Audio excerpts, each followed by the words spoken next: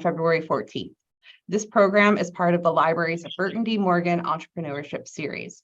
Now, before we begin, just know that this is one of our many programs scheduled this winter for the library. For example, next week, we have a number of programs, including current events and politics, programming about pirates, Chinese imperial art collections, and even light pollution. I'll keep it simple, and for a full list, just visit our website so you can read more and register for anything that might interest you. Now, copies of Overcoming Impossible are available to pre-order, courtesy of Hudson's own independent bookstore, The Learned Owl. We are adding a link to the chat for easy purchase. And we're also going to be accepting questions during the final portion of tonight's program. If you have a question, just use the Q&A box if you're watching on Zoom. And if you're watching via our YouTube live stream, you can put your comment in the chat. We won't be able to get to everyone's question, but we will get through as many as time permits. Now, I would like to introduce tonight's guests. Robert Irvine is a world-class chef, entrepreneur, and philanthropic supporter of the United States Armed Forces. While many of us tonight may recognize Robert from his hit show, Restaurant Impossible, he also owns two successful restaurants, Robert Irvine's Public House in Las Vegas and Fresh Kitchen by Robert Irvine in the Pentagon. Moreover, he is the owner of Fit Crunch, makers of protein bars and snacks, Robert Irvine Foods, and Boardroom Spirits. Robert is joined tonight in conversation by his co-author and vice president of content and communications for Robert Irvine, Matt Tuthill. So thank you so much for joining me this evening. And Matt, I know since we had some technical issues at the beginning, if you would like, just let me know if you want me to handle the audience questions when we get to the end, just give me a cue, okay? That sounds great. How you doing, boss? I'm doing great. Just got off a plane. All right. Are you drinking tea? Because I have tea. I've got my book and I'm ready to go. I got my book too. I leave the bag in properly. I got to teach the Englishman how to drink tea here. He takes it out immediately. So, Robert, I think a great place to start this conversation is just go right back to the beginning. This is your fifth book, but all four previous books were cookbooks. And January 2020, you said the next one's got to be about business. How long had you been thinking about that before you said that to me? Well, we've done 350 episodes of Restaurant Impossible with revisits and everything else. And it's interesting because over 13 years, we've been doing this television show, and we can do one episode of that show, one restaurant, one family, one community a week. And for many, many years, I would say 4 years, I felt about doing a business book and then put it off and then didn't know what it was. And then the more through COVID, we had about, 3,000 emails a week trying to figure out how we could help these folks. We were not on the road at that time, although we did get back on the road shortly after. We were the only ones on the road fixing restaurants, 66 episodes of TV through COVID when nobody else was doing anything. But it still wasn't enough. I wanted to help people. And I thought, what better way to do it than to say to you, hey, look, figure out what a business book looks like. And let's help the people that we can't actually physically go to their restaurant or their bakery or their laundry or their fuel station, because this book, which you masterfully have done, is about business and the traits to be successful, not just in one genre, restaurants or whatever. I mean, I feel, and I was saying this today, I feel that this book is almost like a blueprint for life as well as your business life, no matter where you are in that business, beginning, middle, or end. And it's a business memoir too. You talk about, the failures that you had along the way, the missteps, the people who told you you're never going to do it, all kinds of stuff like that. And actually, skipping ahead to the end of the book, and I'm going to do it because it's one of my favorite passages. It's about the value of haters. And I know you had some when you were coming up. One of my favorite stories that you told me is, we don't have to name names, but when you were the hot new ticket on Food Network, with some people that weren't that nice to you, that you got that cold shoulder. What is it about certain kinds of people. They need you to be in this place because they're here, and they it's like they perceive you as a threat.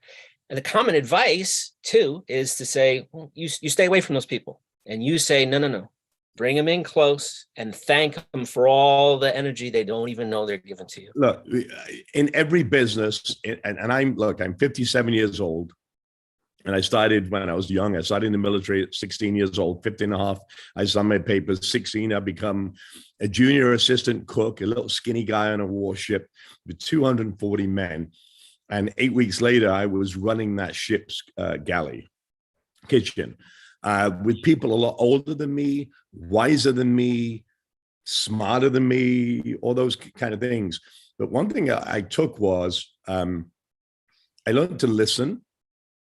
I learned to kind of sort the bad from the good and go in my own direction.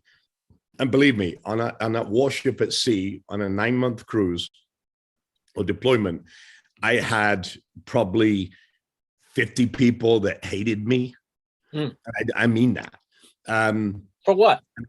And it's really interesting because as life goes on and the more successful and the more powerful, and let me explain the powerful piece there, the more in control of a situation you are, the more people actually dislike you. And I took that and I've used that as a strength to me to prove them wrong. And I think you're always going to have haters. You're always going to have people that feel they're better than you. They need to make more money than you, and I'm not that guy. Unfortunately, I've taken their strength, their kryptonite, and moved it from them to me by attacking them head on and saying, look, it doesn't matter how good you are. I'm giving you an opportunity to say, look, here's a standing operating procedure, but we're doing it wrong. There's an easier way to do it. And when you bring them in and prove it and make them part of that solution, from haters become lovers. And it's really interesting to watch. Well, going back to, when you first said, this one's going to be about business. The journalist in me, and for the folks watching, that was my whole career before I joined Robert. I worked in newspapers and magazines, and I said, okay, we're going to research this and we will write what can be proven. And it was a long slog and it was very slow going. And all my brainstorming around this topic was how to convince you to do something else. But then we were at a charity dinner, and we went in the back because you're the host and it's your menu and it's you have final say over everything. But we went in the back, and you have these 4 chefs now who work for you who are just the tops. Robert recruits these guys from the best restaurants in the country, and they come and they do his events and they help him with the shows. They're a sight to behold. And I was watching these guys do this thing. And I was taking pictures for Robert Irvine magazine, and I just elbowed you and I said, they're amazing. And you said, yeah, I wouldn't want to go head to head against any of them. And that was to me, the whole book, like it came into focus right there, because A's hire B's is a well-worn cliche. And it goes back to that, you don't want to outshine the master. People want you in your place. I'm up here, you stay down there. And not just generous enough to give that praise, but to admit it to everyone, the whole world. I hire people who are as good as or better than me. So many people can't do that, and I don't even know if a younger Robert could have done it. No, I don't think a young naval cook at 16 years old had the wherewithal to kind of get there. I was still trying to figure out who I was. I grew up as a kid. My dad was in the Army. My brother was in the Army. I didn't like school. My mother would go to work. I would double back in the house, drink my dad's beer. So I don't think I was that mature at that stage. But when I joined the military, it was really interesting for me because you start to see cliques of people. And you're exactly right. A's hire B's because they're insecure about somebody being better. In my world, I hire people way smarter than me. Obviously, you're one of them, because not everybody can know everything. We talk about the chefs. We do, Saturday I was feeding 5,000 people in San Diego Naval Medical Center, right?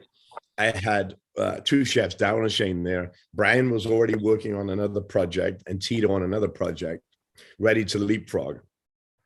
I show up coming from Los Angeles, doing some media for the book and some other TV show.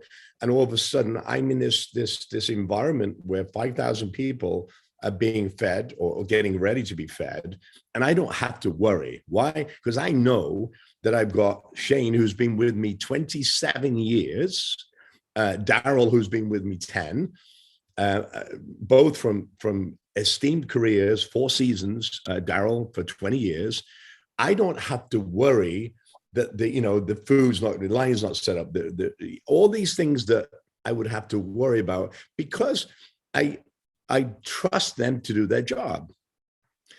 I think one of the biggest issues with companies are, and you see it in big companies, because we deal with big companies and small mom and pop restaurants, there is a fear of, I don't want somebody as good as me.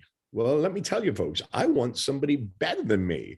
I would not want to go against an Iron Chef competition with any of my chefs, let alone because they would smoke me in a hat. But so would you as writing and communications, and so would Justin, other things and technology. So I think that, I preach. I was just literally in South Carolina until moments ago, talking about what success looks like. And it's the team. There's no I in team. You surround yourself with people that are not yes men, because that doesn't work. They have to have an opinion on the project or the whatever is going on in your company. They have to have open door to say what they want to say. You don't have to agree with everybody. I'm not saying that, but they have to have a say to buy into something that you're going to do that affects their life. And I feel that where, and this, I can speak freely. I don't set any schedules for you, do I? I don't set any schedules for the chefs. I don't tell you when to take vacations, because we're grown adults and we know what's got to be done, and they do it. And for 14, 15, almost 15 years, our company has thrived based on that trust element and them being better than me. But the trust is it's like one of the 3 pillars of the book, and it's about how to trust. But now that I'm thinking about this, now I'm very curious, because like I had been editing your column in Muscle and Fitness magazine for a few years, but I didn't really know you. I think I had talked to you on the phone a couple of times. I went to see a taping of one episode of Restaurant Impossible, and then you're trusting me with starting this new thing, and really completely hands off, not checking on me. That was actually coming from the corporate world. It was very freaky for me. It was just like, I was like, it was so different, and I was just like, how does this guy really know that he can trust me? I don't understand this. I'm going to tell you why. How did you know? I'm going to tell you. How did you know you could trust me? I'm going to tell you why. Number one, you wrote a column in Muscle and Fitness for 4 years using my voice, which was amazing. Then I give you an opportunity to write a magazine, which started off as a for-profit, ended up as a non-for-profit, but the content was so spectacular, and the people you were able to interview. Then we went to Family Table. So for me, it's if you look at our team, and we just had our big team meeting in Phoenix, right, with 50 people sitting in a room and 50 people on a screen. Our team has grown so much, but how did we all get there? I like somebody, I pass it on to Justin, they talk for an hour, then and so on and so on and so on. Nobody gets into our team without the conversation of the team. And you know that. And Gail, my wife, has the last say because she has to talk to people also. I feel that we spend more time as a team together than we do maybe not physically, but on our calls and our Zooms and our whatever, we have to be able to trust each other. You trust me to go out to work every day so I can afford to pay you and pay Justin and all these other folks. I work 345 days a year, not for Robert Irvine, for my team. And my team is the most important thing to me. Christmas is about my team. I mean, I take people away at Christmas because I just love the team that we have assembled. And it's grown dramatically based on those pillars, the empathetic leadership, right? The egos and the trust, those three pillars of what I believe make successful businesses. And it's so important because the more I talk to the Doug McMillans, all the people that wrote on the book here, it's the same for them, and it's scalable. And I think that's what this book does. Overcoming Impossible teaches you my pitfalls, my failures, other people's failures, but also how to avoid them now. I didn't have that. Yeah. Somebody didn't say, oh, go and do this. Or this is not a book that you can just tick, or check, as you say here. It's just a book of real information of what not to step on, a landmine. And for folks just joining us, I'm Matt Tuthill. That's my name there. And I'm the co-author of Overcoming Impossible, which you get in the chat there. There's a link to buy. Thanks for putting that up, Hudson Library. While we're on the topic of trust, I want to draw attention to one of the case studies near the end of the book. It's about grill number 13. And that was a very interesting episode. You go to this place and you find the owner, Katie. And Katie is an incredibly hard worker with a great idea and a pretty nice place. But she has delegated nothing to anyone. She is running the front of the house. She is running the back of the house, and she is still baking the cakes that they sell up front. She's just doing everything. And she hasn't just demoralized the workforce. She's actually like ruined her own life. Like she's never with her family. So this appears in the section on work-life balance, but there's a huge element of trust there too, because this inability to trust anybody to get the job done, it was destroying her life. Do you know what's going on with grill number 13, Katie, now? They're doing really well. And she's delegated, she's got more people. I think one of the lessons in this is, look, when I started this company 14, almost 15 years ago, it was me, then it was me and Justin, then it was me, Justin, Ryan, then it was me, and so on you build, right? And at some point, I don't care how good a baker, how good a cook, how good a bookkeeper you are, at some point you outgrow yourself, and you have to be able to put checks and balances in, because listen, I was ripped off because I trusted people. Mm-hmm. I got ripped off $250,000. It was my first couple of years. I was devastated. And found out by literally phoning the bank, and the bank saying, oh, by the way, your tax money's gone. And, so I've been ripped off because I trusted somebody. But that was my fault, because it was a lesson I learned to put procedures in place, which I have to this day, that nobody can write checks. I don't care who you are. You have to be authorized by me for all our companies. The bank, when the bank receives that, they call me or they email me, and I'm the only one that can authorize that. In the 11 companies that we have, you mentioned nutrition and food and whatever. We have clothing. We have all these other things that people don't know about.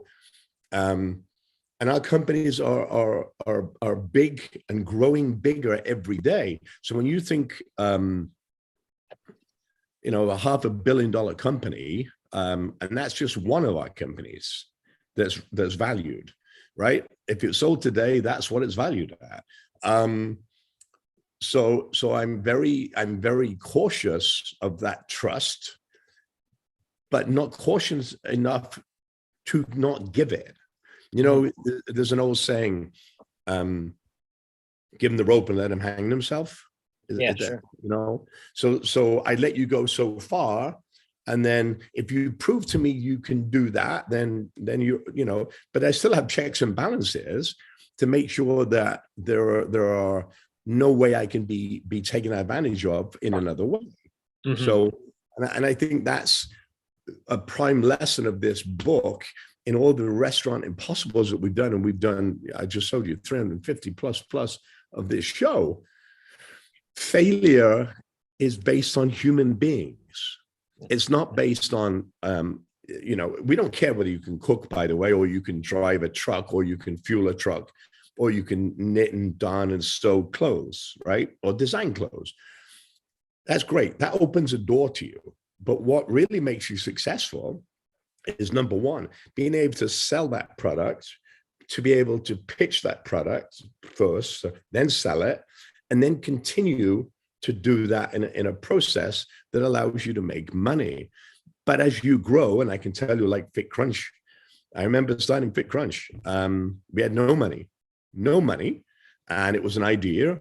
And then we started with 2 people and 3 people, and now look at us with 2 warehouses, 2, whatever. Yeah, at the team meeting a few weeks ago, the slides of the gigantic new second factory, it was pretty mind-blowing to think about. Yeah, it was about just over 10 years ago, looking at the prototypes and things, and to see where I remember going. I remember doing Dinner Impossible the first time around 14 years ago. I would finish the show. I would take the wrappers, and they were silver wrappers. I still have some in the fridge because we're about to come out with a new bar in the silver wrappers.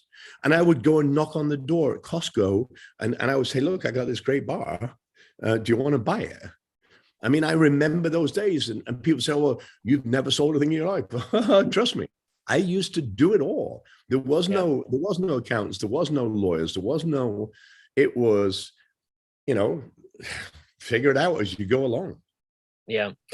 One of the things that keeps popping up in the book in a different way is the idea that if you can't do something for the right reason, then by all means do it for cold calculating reasons. So if you don't want to trust people because it's, quote, the right thing to do it because it's going to be good for your business. If you don't want to give back to your community in any meaningful way, because it's the right thing to do, well, then by all means do it because it's good for business. And I think that leads right into the Robert Irvine Foundation, because this has become, you talk about growth. This was something that was just beginning when I joined you, and now has gone to raise millions of dollars and buy all kinds of equipment for disabled veterans and help them and their families. And I want to talk about that because you wanted to do it because it was the right thing to do. And yet it has been really good for business, has it? Has it not? Is that bad to say that it's actually helped business? Look, I was working with Gary Sinise 15 years ago. We tweeted each other on social media. He said, is this a real Robert Irvine? I said, it's real Gary Sinise. We ended up getting together. We do a lot together. He has an $80 million a year foundation. Ours is nowhere near that, but we're getting there. Completely different trajectories of, he builds homes. I want iBots and dogs and physical fitness and mental health. That's my focus. But I think that the funny part was, that was by osmosis. It just happened. And I was doing it because I wanted to do more that was different to Gary at that point. And Gary's an A-list actor, he's done all, Lieutenant Dan and all those kind of things. But I didn't want to build homes. I wanted to really make a difference in the mental and physical space.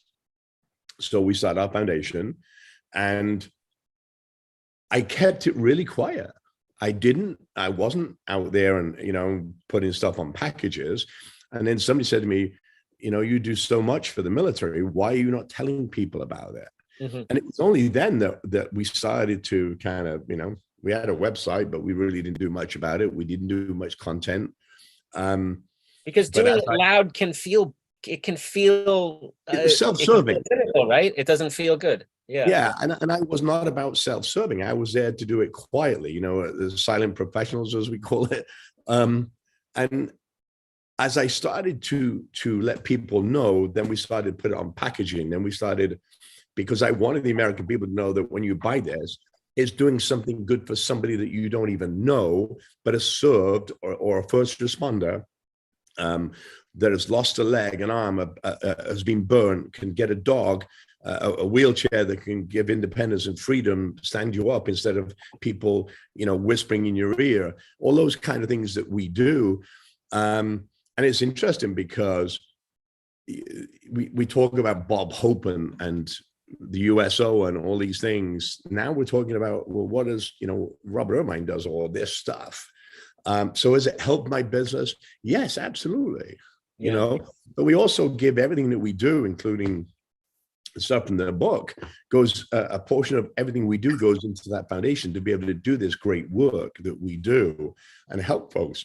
So selfishly, I never wanted to sing, from the hilltops about the Robert Irvine Foundation, but it's mentioned in everything we do: the liquor, the food, the protein bars, each of the companies, a portion of their year-end proceeds goes to that foundation.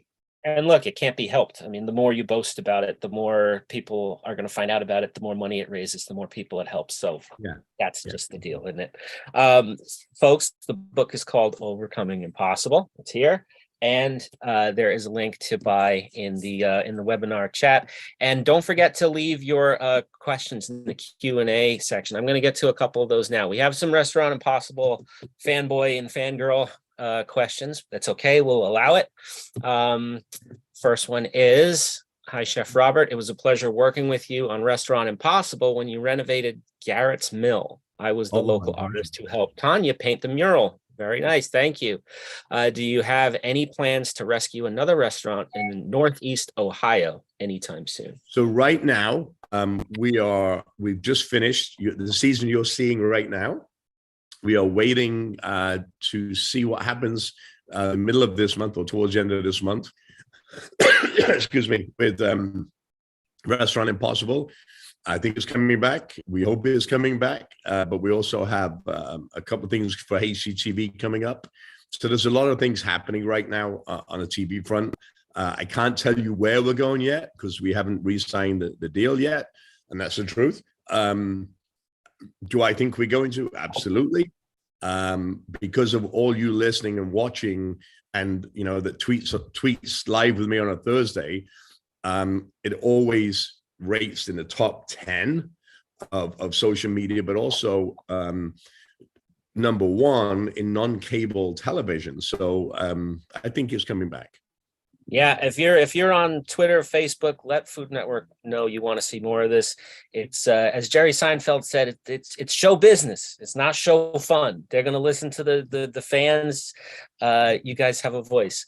Charles from YouTube says, has been rewatching all episodes. I am on season 9, episode 2. Wow, that's quite a rewatch. I mean, that's a binge and a half. 300 in. Which one has been the most important to you? I don't. You probably can't answer that, but I think I can. There's been everyone is important to me, but Juan Escondido, Caitlin, or Rosie's as it was called. You may remember, 30-year-old young lady who wouldn't admit the word failure. She hated it. She eventually did. The restaurant was doing great. A couple of months after I left, she was hit on a motorcycle going home, left for dead in the road. Traumatic brain injury beyond you can ever imagine. Her brother called me. I reached out to Food Network. They said, let's go back. Let's do whatever we need to do to help her. She's part of our family. I got all the chefs from LA and surrounding areas that are part of the Restaurant Impossible family. We did a street fair. The folks, the police department, fire department, the mayor's office, and Escondido was so amazing. Shut down the road. We literally did it like a show. No planning. Go in, get me a Ferris wheel. It was spectacular. My team, Dave Jeffries, helped close the restaurant because there was no way that she was going to be able to continue that with traumatic brain injury. Right. I went back. She was in hospital. They allowed her out of hospital for this, which I was so happy because it was about her. We made I think it was $180,000 to give her and her family. I talk to her every 2-3 days. She's getting motor skills back. She's doing Tough Mudders. Last week, she started to get into a car to drive. That scares me to death. But they're the kind of, look, I speak to everybody that we've ever done a show with and continue to do that. And it's tough. We've done 350. So to get 6 calls in a week in my schedule, which is pretty much what I do. But that was one really special one. Yeah.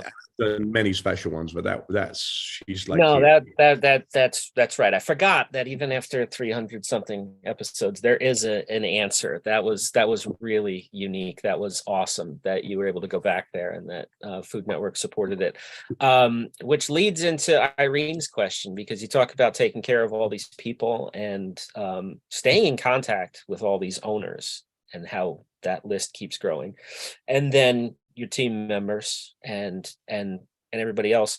So Irene wants to know, how do you take care of yourself? I'm really referring to the idea that you have to take care of yourself first before you can take care of anyone else.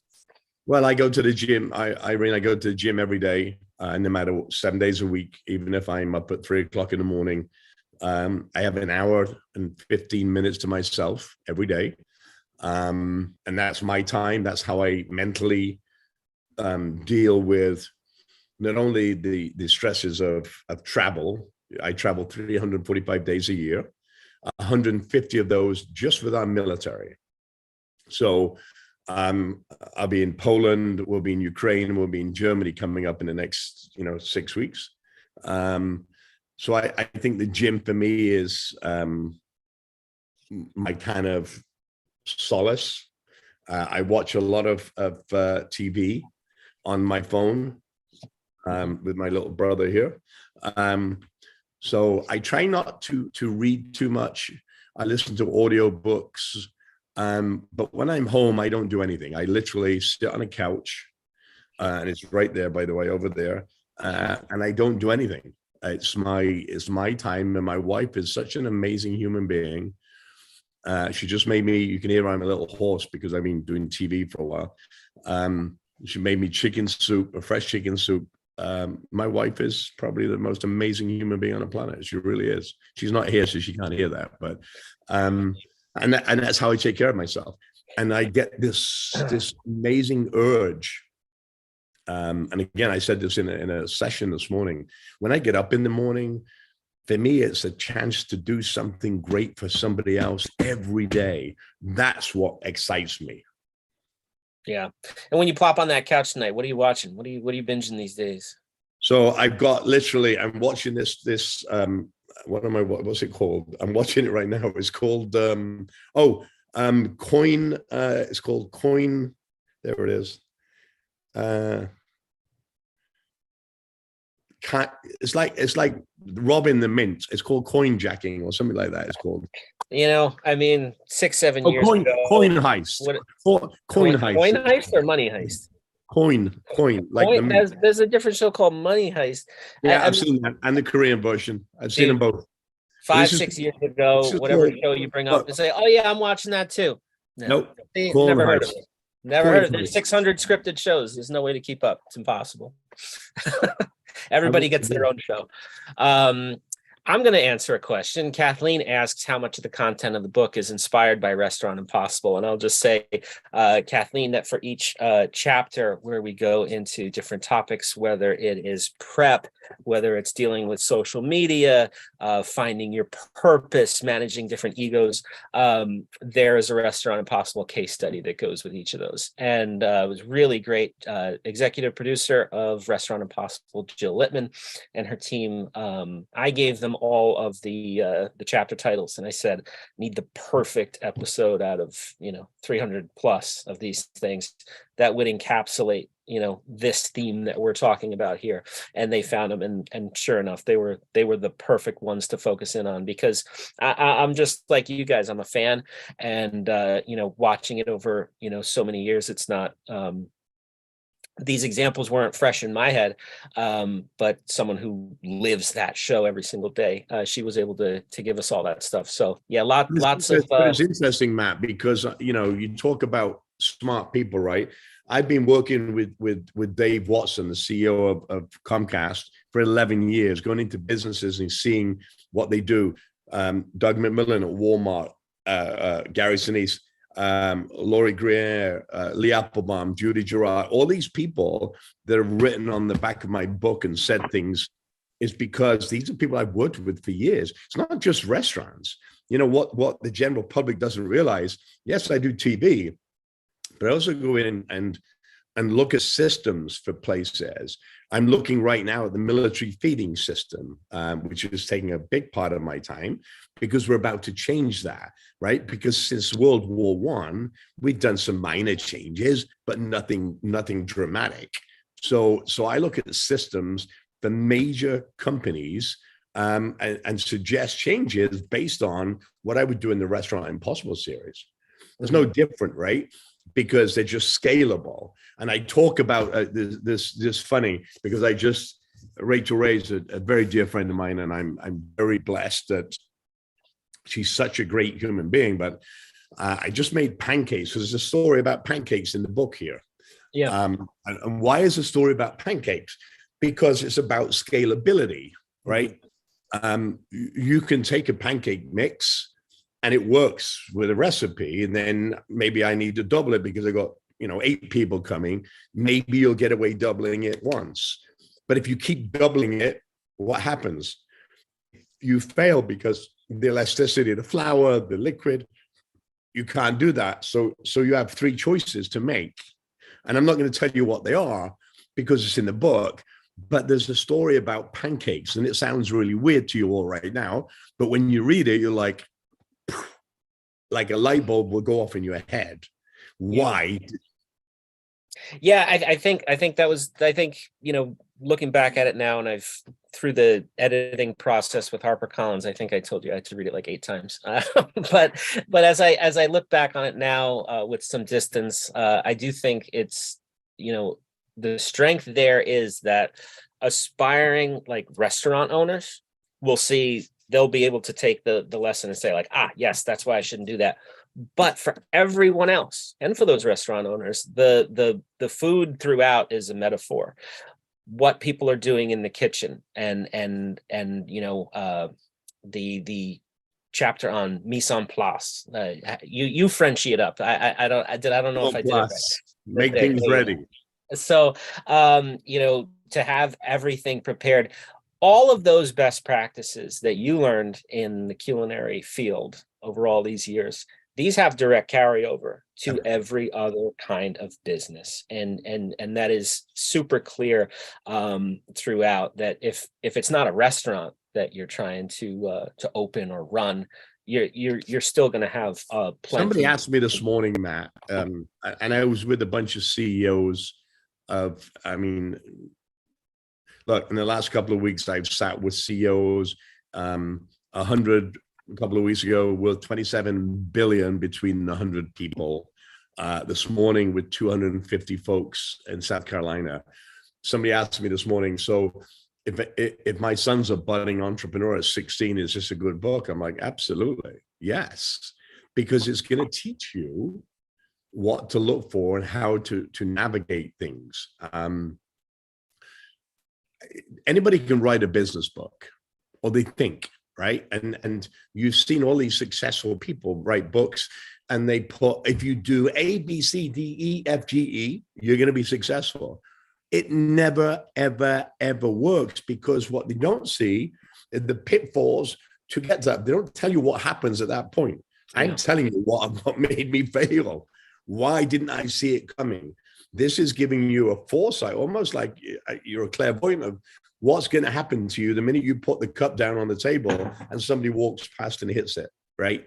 And I think I wish I'd have had, although, looking back, if somebody said to me, would you change your life?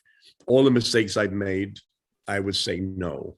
Maybe give me back 20 years, but give me the same knowledge that I have now, 20 years younger. But and I think that's what this book is. Look, it's going to do well. It will do well because it's not only is it the first book that we've done in business, it's real and it's admitting failure. And that's, I always say on Restaurant Impossible, or to my clients that I deal with, and I've got some big clients, believe me. And I say, look, first of all, let's admit failure in these pieces. When you can admit failure in this line, we can start to move forward with a plan to make it work better and not fail. But the minute you don't want to take responsibility for that failure, you're doomed, because then you go and hire B people that tell you, yes, sir, yes, chef, yes, this, no. And you fail because nobody said, hey, listen, do you know this is happening today? Yeah. Tom and Dan Cook want to know how you handle your work and life balance. And I'll answer that. I'll answer that for him. He doesn't. He just takes the family on the road with him. That mom was with you last time I saw you. Gail is always popping in. So are the kids now. It's great. It's so funny, guys, because if any entrepreneur tells me they have balance in their life, I will call BS, because I've had the distinct pleasure of doing dinners for heads of state, for presidents, kings, queens, etc. I was with James Caan before he passed away, Tim Allen, Clint Eastwood. They become the people they become because they worked hard, right? They read a script. They become the character. They did certain things. If you want to be successful, there is, and I am telling you, as God is my witness, there is no work-life balance, because there's always something going on that you want to do to make it better for other people and yourself. Because the more you invest in the people that you work with, the more you'll be successful. And as you become successful, other opportunities come, and you don't want to say no to them. So you take them and you keep growing and growing and growing and growing. And then you say, well, what point is enough is enough? I'm in business not for money. I'm in business because as we make money, we can help other people. But it's the game for me. It's when people said to me when we started Fit Crunch, there's 231 protein bars. How are you going to be different? Well, we make the baked protein bar, and we're the only ones in the world that does it, right? Yeah.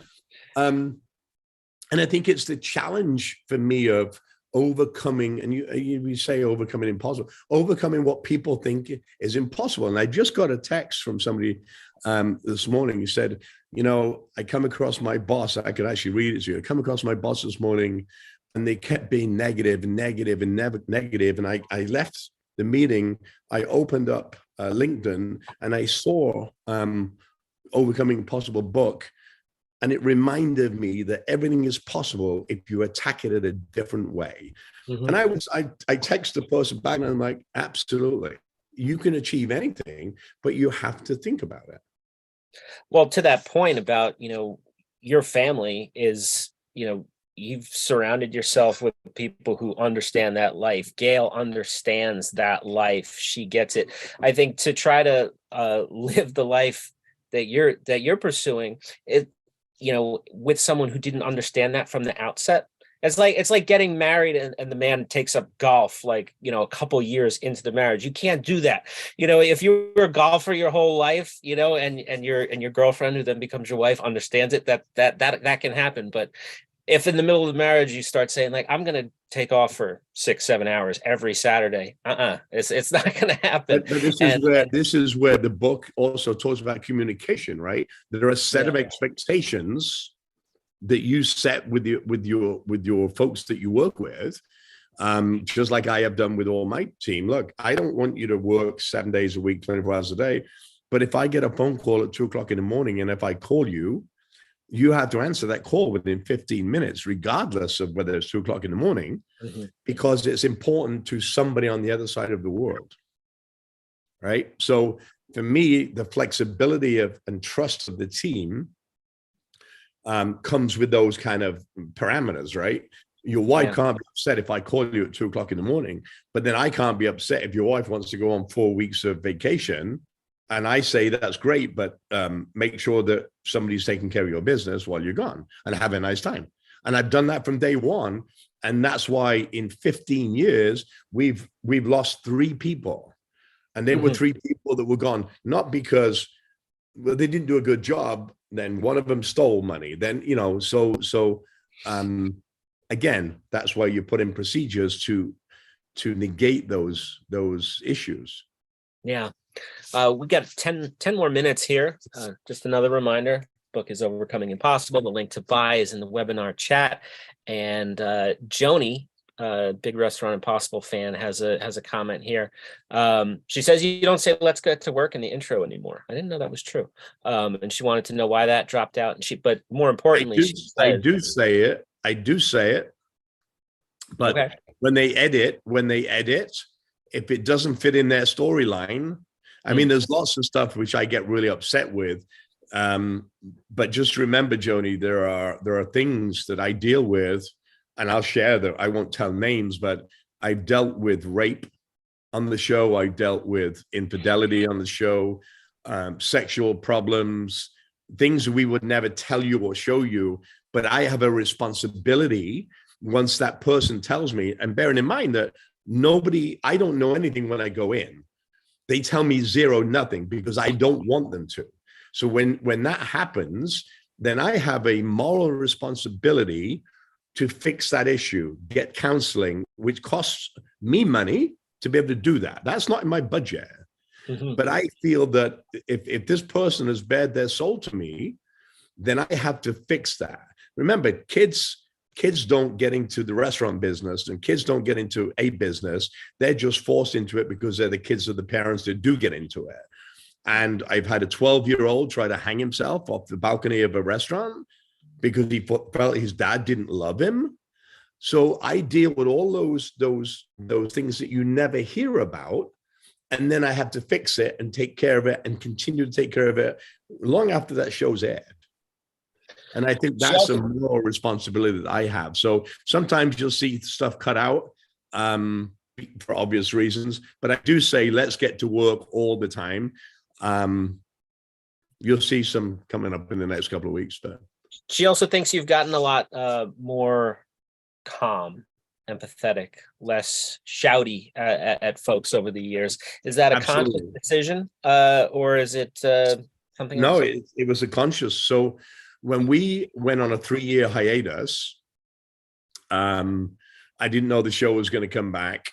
I was in Hawaii with military, and I got a phone call. And in that 3 years of hiatus, we continued to build our business, which meant I had to listen more.